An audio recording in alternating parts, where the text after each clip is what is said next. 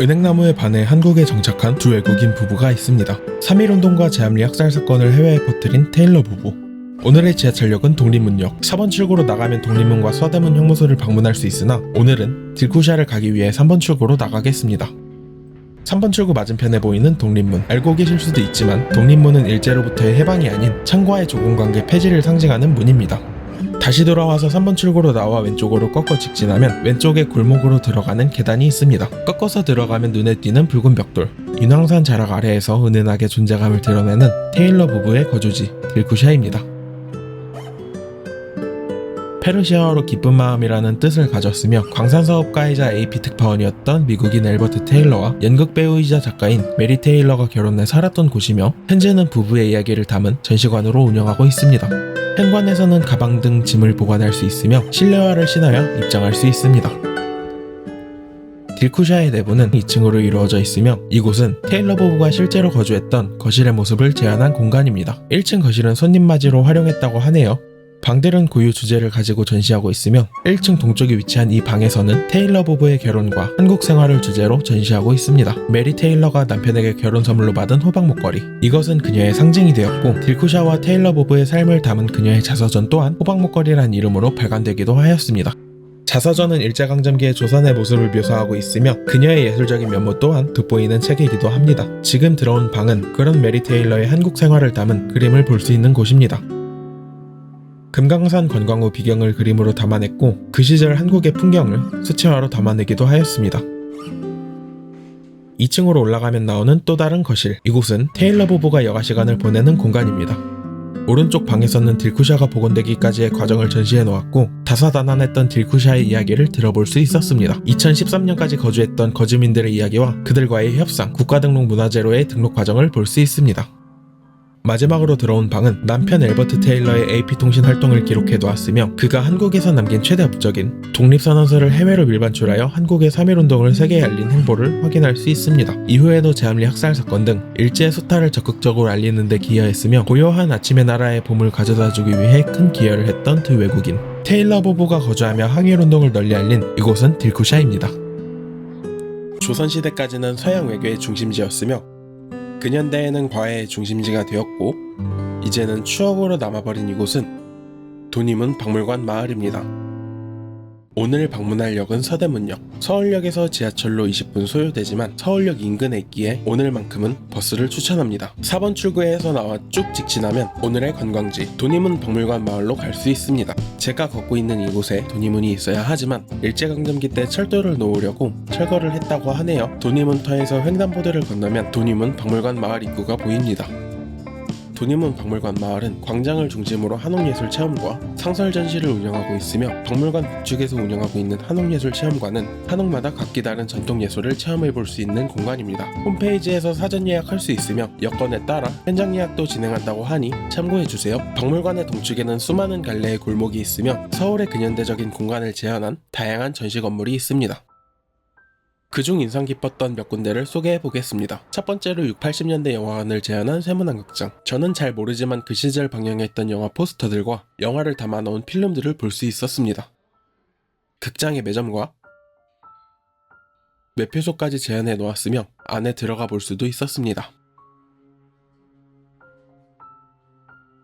2층으로 올라갈수록 선명하게 들리는 사운드. 어른들의 향수를 고취시키는 만화영화가 상영되고 있으며 상영 시간표도 있으니 참고해주세요.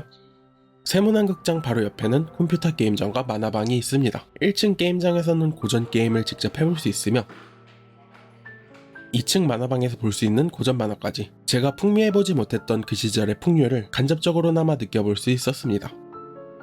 6080의 풍류를 즐겼다면 이번엔 개화기로 회귀할 수 있는 돈이문 구락부입니다. 구락부는 클럽을 발음 그대로 음역하였으며 근대 사교 모임의 장소입니다.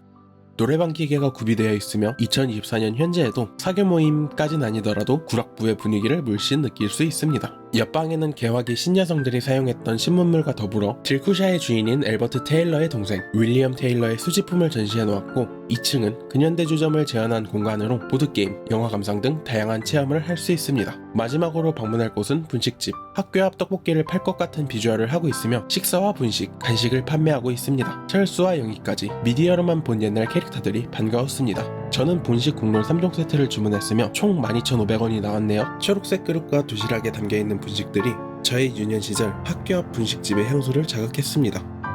이렇게 도님은 박물관 마을은 마을 자체가 하나의 박물관이 되기도 하고 그 시절 마을을 주제로 한 박물관이기도 합니다. 1세대 분들에게는 향수를, 미래 세대에게는 경험이 되어주는 박물관 마을, 한번 방문해보시는 것을 추천드립니다.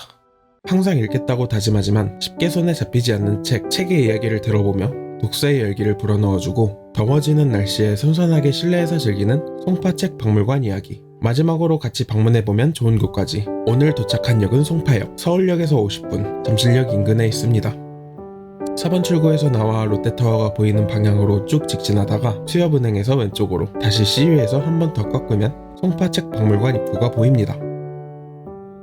들어서자마자 보이는 미디어월에서는 기획 전시를 홍보하고 있습니다. 1층은 도서관, 2층은 시청각 자료와 전시실이 있으며 여느 도서관들과 같이 다양한 장르의 도서가 층층이 구비되어 있습니다. 책장 사이로 보이는 유리틈, 책을 읽으며 쉬기도, 만남의 광장이 되기도 하는 이곳은 송파 책박물관 어울리몰입니다. 등받이에 앉아 독서를 해도 되지만 네모난 큐브 안에서 아늑하게 독서를 즐길 수 있습니다. 다용도 휴게 공간, 어울리몰의 계단으로 올라오면 시청각 자료실이 있습니다. 미디어 라이브러리라고 불리는 이곳에서는 DVD를 시청하거나 오디오북을 들을 수 있습니다. 종류도 계속 업데이트되는 것 같습니다. 영화부터 다큐까지 DVD 종류도 다양했습니다. 미디어 라이브러리를 지나면 나오는 상설 전시실, 시대를 구분해 3개의 주제로 이루어져 있습니다. 첫 번째로 마주한 공간에선 조선시대의 독서 문화를 전시해 놓았습니다. 소매 속에 넣고 다니며 독서를 할 수 있었던 수진본부터 조선시대 독서관까지 다양한 소주제로 전시되어 있습니다. 다음 공간에서는 일제강점기 이후 전반적인 독서 문화를 전시하고 있으며 조부모, 부모, 나, 가족 3세대의 독서 문화 이야기를 담고 있습니다. 시대별 베스트셀러와 독서 공간의 변천사까지 20세기 독서 문화가 돋보였습니다. 앞선 전시가 근현대 이야기를 담고 있다면 이곳은 오늘날의 책에 대해 다루고 있습니다. 수없이 쌓여가고 있는 종이들, 오늘날 저명한 작가들의 이야기가 담겨있는 곳입니다. 여름의 맛 하성란 작가, 종애교환 정유정 작가부터 바람이 분다 당신이 좋다 이병률 작가까지 내로라 하는 작가들의 이야기, 간이서재를 볼 수 있습니다. 마지막 전시는 출판 이야기, 출판 기획부터 편집, 디자인의 과정이 어떻게 진행되나 직접 그들의 방에 들어가 확인해 볼 수 있었습니다. 추가로 활판 인쇄까지 체험하고 나왔습니다.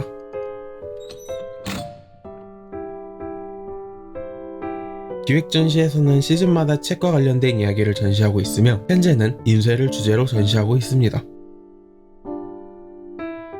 아날로그 인쇄 기술이었던 목판과 조판대 등 다양한 유물이 전시되어 있고 독서와 지식을 향한 열망을 담은 기획 전시 8월 31일까지 한다고 하니 한번 방문해 보시기를 바랍니다. 마지막으로 책박물관과 함께 방문하면 좋은 곳을 소개드립니다. 잠실나루역 1번 출구에서 나오면 바로 보이는 회색큐브, 전국 책방 협동조합이 서울, 경기를 중심으로 30개의 헌책방들을 모아 설립한 서울 책보고입니다. 아치형 책장이 무수히 깊은 터널을 연상케 하는 서울 책보고, 정말 많은 헌책들이 구비되어 있는데요. 저는 개인적으로 좋아하는 잡지의 과오로를 득템했습니다. 무려 1984년 미국판을. 휴식하기도 안성맞춤인 서울 책보고까지 시원한 실내에서 할 수 있는 독서나들이 어떠신가요? 100년 전 오늘 우리 조상님은 일제치하 속에서 살았습니다. 그분들 중 친애를 했던 매국노도 있었고 항일투쟁의 영웅도 계십니다. 오로지 일제강점기만을 기록한 이곳은 식민지 역사박물관입니다. 식민지 역사박물관은 숙대 입구에 있습니다. 숙대 입구역이 아닌 진짜 숙대 입구 말이죠. 승명여대를 따라가다가 입구에서 골목으로 꺾으면 식민지 역사박물관 입구가 보입니다. 계단을 올라가면 입구가 나오고 식민지 역사박물관 2층 상설 전시실부터 방문했습니다. 총 4개의 챕터로 나뉘어 있고 화살표를 따라 다양한 사료와 유물을 보며 관람하기 좋았습니다. 첫 번째 주제는 일제는 왜 한반도를 침략했을까입니다. 한참 유럽에서 식민지 지배와 제국주의가 성행했던 19세기, 일본 또한 발빠르게 유럽 제국주의 국가를 따라했는데 국권 찬탈의 과정을 볼 수 있었습니다. 매국노와 조선 침략의 주범들, 침략과 항쟁의 역사 등 국권 찬탈의 과정을 여실히 보여주고 있습니다. 위 게임판은 청일전쟁 주사의 놀이판이며 1894년 실제로 성행했던 보드게임판이라고 합니다. 1 전시실에서 국권 찬탈의 과정을 전시해 놓았다면 이 전시실에서는 조선인에게 행해졌던 가혹 행위를 자세히 드러내고 있습니다. 조선인들의 정신을 개조하기 위한 황국신민서사, 천황이 있는 동쪽을 보고 절하는 궁성요배, 야스쿠니 신사참배에 강제로 동원되기도 하였습니다. 강제 동원이지만 지원병이라는 명목으로 병력이 동원되었고 1930년대 후반부터 시작된 중일전쟁에 강제 가담되기도 하였습니다. 참전했지만 해방 후 돌아오지 못한 유골들이 많다고 합니다. 일제강점기로부터 해방이 되었지만 강제 동원의 피해의 잔재가 여실히 드러나는 대목이었습니다. 세 번째 전시실에선 친일과 항일을 대조하여 보여주고 있습니다. 이 전시실의 가장 큰 특징은 대조되는 친일과 항일의 과정입니다. 메달과 훈장, 감사장으로 점철된 찬란한 친일의 흔적과 초라했던 항일투쟁의 역설이 가슴에 와닿는 전시실이었습니다. 마지막 전시실은 잔재된 항일투쟁의 이야기가 남겨져 있습니다. 해방 후 대조되는 삶의 모습, 아직도 보상받지 못한 그들의 삶, 끝까지 친일을 발본색원하려는 투쟁가들까지 100여 년 지난 현재에도 아무러지지 않았다는 것을 보여줍니다. 마지막으로 방문한 곳은 1층 기획전시실, 봉오동 전투 홍범도 장군의 생애를 전시해 놓았습니다. 의병 활동부터 봉오동 전투, 소련에서의 행보와 중앙아시아로 강제 이주된 이야기까지 다사다난했던 그의 일생을 엿볼 수 있었습니다. 제가 이야기해드린 부분은 빙산의 일각입니다. 현재 일본이 우리나라와 우방국임에는 틀림없으나 과거에 저지른 전쟁 범죄, 청산 문제는 별개로 접근해야 한다고 생각합니다. 식민지의 이야기가 궁금하시다면 꼭 방문해 보시기를 바랍니다. 출항기를 가까이에서 볼 수도 있고 여행 가는 느낌을 물씬 느낄 수 있는 여행을 위한 여행, 국립항공박물관입니다. 오늘 도착한 역은 김포공항. 대부분의 사람들이 국내 여행을 할 때 자주 이용하는 역인데요. 오늘은 국내선을 타고 여행하는 것이 아닌 김포공항 관광지를 소개해드리겠습니다. 4번 출구 주차장으로 나가면 되고 주차장 멀리로 보이는 건물이 오늘의 관광지 국립항공박물관입니다. 국립항공박물관을 가다 마주한 국내선 입구. 걷다 보면 어느새 국립항공박물관에 도착하게 되고 공항에 출입구가 연상되는 게이트 1번 출입구로 입장했습니다. 둥그런 천장과 함께 날아다니는 비행기 모형. 알고 보니 국립항공박물관은 비행기의 터빈 엔진을 모티브로 건축되었다고 하네요. 1층부터 3층까지 전시 체험관과 4층의 전망대까지 순차적으로 하나씩 소개해드리도록 하겠습니다. 1층에는 비행과 항공의 역사를 알아볼 수 있는 항공역사관이 있습니다. 우리가 흔히 알고 있는 비행기의 아버지 라이트 형제 이전, 비행기에 대한 갈망과 동경, 비행기의 제작 과정까지 역사적 사료와 함께 하나하나 확인할 수 있었습니다. 지금 보이는 열기구 비행선은 몽골피해 형제의 발명품이며 라이트 형제보다 약 120여 년 빠르게 사람을 태운 기구를 하늘에 띄우는 일에 성공했다고 하네요. 꾸준하게 진화해온 비행의 기술과 더불어 우리나라에서 비행장치에 의해 라이트 형제의 비행기 개발 성공 과정을 엿볼 수 있었습니다. 바로 옆 전시실에서는 대한민국의 항공 역사를 전시해 놓았으며 비행기가 개발된 시점, 일제강점기였던 우리나라의 비행은 어떤 의미를 가지고 있는지 볼 수 있었습니다. 항공과 독립운동가의 이야기도 볼 수 있으니 참고해주세요. 입구에서 봤던 초대형 비행기 모형과 비행기 단면들을 보고 저는 2층으로 올라갔습니다.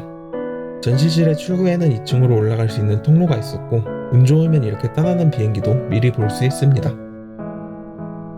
2층에는 체험관과 영상관이 있으며 국립항공박물관에서 체험할 수 있는 VR 놀이기구 블랙이글스와 기내훈련 체험을 할 수 있습니다.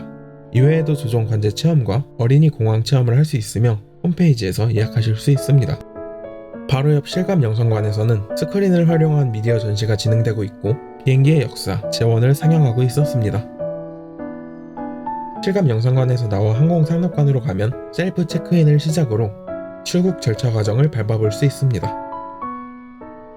3층에는 어린이들이 항공문화를 체험할 수 있는 어린이 공항, 미래 항공 기술의 중심인 드론을 전시해 놓았고 항공 관련 서적이 즐비한 도서관이 있습니다. 마지막으로 출항하는 비행기를 볼 수 있는 전망대, 전용 엘리베이터를 탑승해야 된다고 하네요. 전망대로 올라갈수록 김포공항의 전경과 뻥 뚫린 활주로가 시원하게 보입니다. 그리고 이렇게 출항하는 항공기를 직관할 수 있습니다. 보통 5분에서 10분 정도 한 대씩 출항하기에 쉽게 보실 수 있습니다. 멀리 떠나지 못하신다면 이렇게 출항기를 보며 대리만족을 느껴보시는 것은 어떠신가요?